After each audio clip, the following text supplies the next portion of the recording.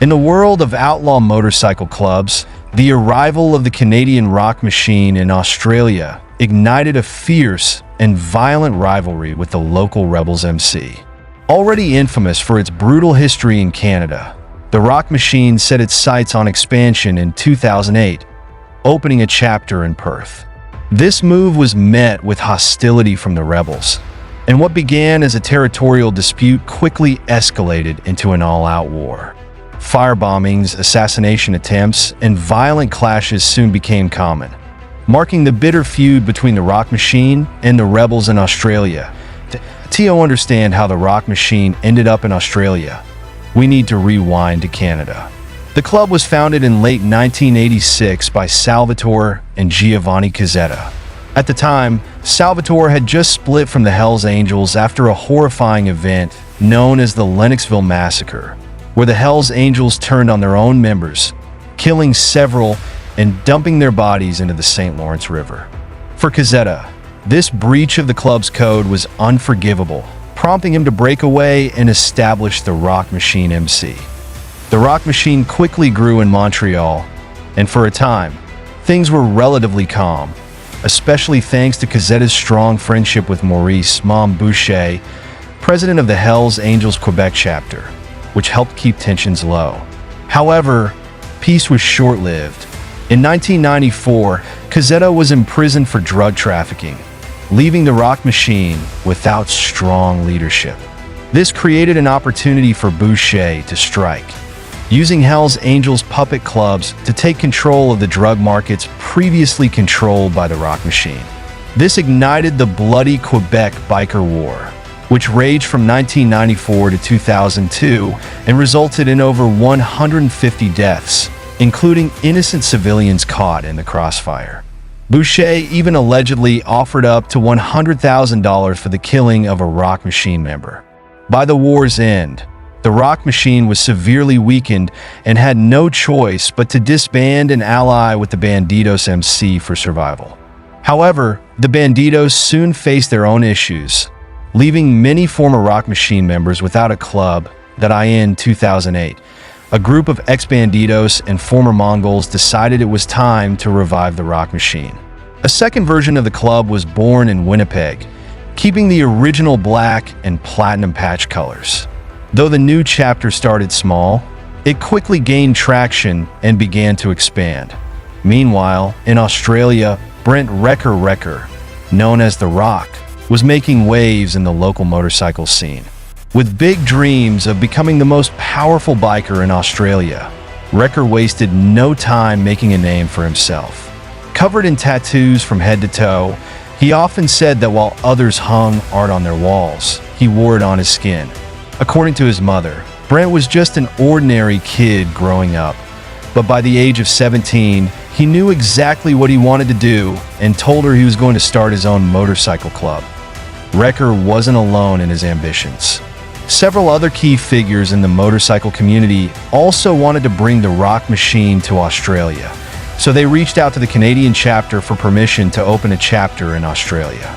The Canadian chapter agreed, and in 2008, the first Australian Rock Machine chapter was officially formed in Perth, with Brent serving as the Sergeant-at-Arms. The Rock Machine quickly gained momentum in Australia, and by early 2009, another chapter had been established in Sydney. By this time, the Perth chapter alone had grown to over 20 members, and new chapters were sprouting across Eastern Australia, bringing the total membership to around 60, including the Sydney chapter. On December 4, 2009, the Rock Machine held its first national event in Perth, with more than 80 members gathering to celebrate. That is common in the world of outlaw bikers. Clashes with rival clubs were inevitable. The existing clubs took notice of the new faces on the scene, and initially, the conflict was limited to pub brawls and street fights. However, things escalated further when the Rock Machine opened a new chapter in the suburbs of Perth, bringing the rivalry to a dangerous boiling point. The move by the Rock Machine to establish a chapter in Perth was seen as a direct challenge by rival clubs, particularly the Rebels, who were not pleased about sharing their territory. The Rebels are a dominant force in Australia's biker scene, with up to 70 chapters across the country and over 1,000 members, making them the largest motorcycle club in Australia. But their size isn't the only reason they stand out. The rebels have long been suspected of involvement in criminal activities such as drug trafficking, extortion, and tax evasion. In contrast, the Rock Machine, though smaller, was the new kid on the block. They didn't hesitate to take on the rebels, and the rivalry quickly escalated. Initially, it started with online threats and trash talk between members. But things took a violent turn when a few young rebels defected to the Rock Machine, eager to earn their full patch. On July 10, 2010, tensions boiled over into a violent brawl at a nightclub, leaving multiple people, including some police officers, injured. Just months later, in October 2010, the Rock Machine raised the stakes by firebombing a car belonging to a rebel member. The situation worsened on November 5, 2010, when around 20 members from both clubs clashed at a mixed martial arts event, resulting in injuries to several rebels. A week later, on November 12, 2010, about 15 rebels rode through the Fremantle Entertainment District, searching for any Rock Machine members bold enough to show their colors. They came up empty. 4 days later, the Rock Machine retaliated by setting fire to the Ink Assault Tattoo Shop, a business linked to the rebels. The fire was clearly no accident, and police later confirmed it was an act of arson by the Rock Machine. The violence continued to escalate, with a rebel member's car being firebombed and another member's house ransacked. On November 29, 2010, during a routine traffic stop, police discovered a cache of high-powered weapons, including rifles, a shotgun, and ammunition, in a Rock Machine member's vehicle. The war was far from over, and both sides continued to up the ante. In early 2011, the violence flared up again when members of both clubs clashed at the Click nightclub in Fremantle, leaving several injured. The next day, a Rock Machine member discovered his tattoo shop in Spearwood had been vandalized. The situation took a darker turn in January 2011 when the rebels struck back, destroying a Rock Machine member's tattoo parlor and beating the manager. Then, on January 24th, the police intervened, ramming an armored vehicle through the gates of the rebels' Osborne chapter clubhouse. Tactical response officers used an angle grinder to breach the security gate and threw stun grenades inside, only to find nothing of value.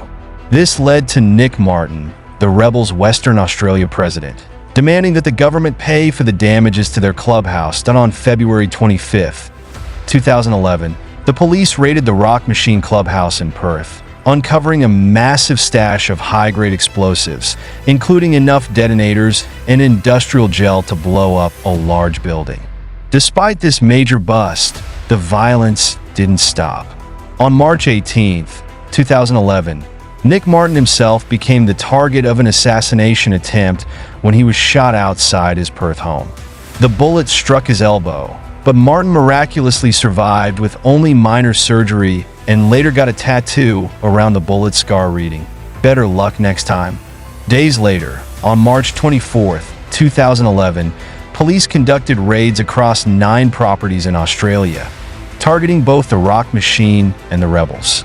The raids uncovered weapons, including over a dozen rifles, a military practice mortar, and hundreds of rounds of ammunition. However, despite the scale of the operation, only 2 individuals were charged, one being a Rock Machine member for his involvement in the earlier assassination attempt on Nick Martin. By early 2012, the Rock Machine was continuing to expand, particularly in Perth, where they established a second chapter, known as the South Side or City Crew Perth chapter. This expansion was fueled by defections from the Finks Motorcycle Club, who, like the Rock Machine, had long been at odds with the rebels, with even more Finks members from Eastern Australia joining the Rock Machine. Tensions between the rival clubs showed no signs of slowing down, especially as authorities in Queensland had classified the Finks as a criminal organization and began tightening their grip on the motorcycle scene. As for Brent Wrecker, he didn't stay out of trouble. In 2011, He was arrested alongside another member for extortion and making threats. Then, in November 2012, Western Australia passed one of the strictest laws aimed at cracking down on organized crime, particularly targeting motorcycle clubs. The new legislation gave police the authority to request that certain groups be labeled as criminal organizations if they were involved in illegal activities or posed a threat to the public. While it took a year for the law to be fully implemented, it led some younger members of the Rock Machine to reconsider their involvement. That on top of that, frequent police raids increased the pressure on the club. By 2013, the Rock Machine found itself in a difficult position, with one of their Perth chapters defecting to the Bandidos. Despite appearing to be on the ropes, the Rock Machine was far from finished.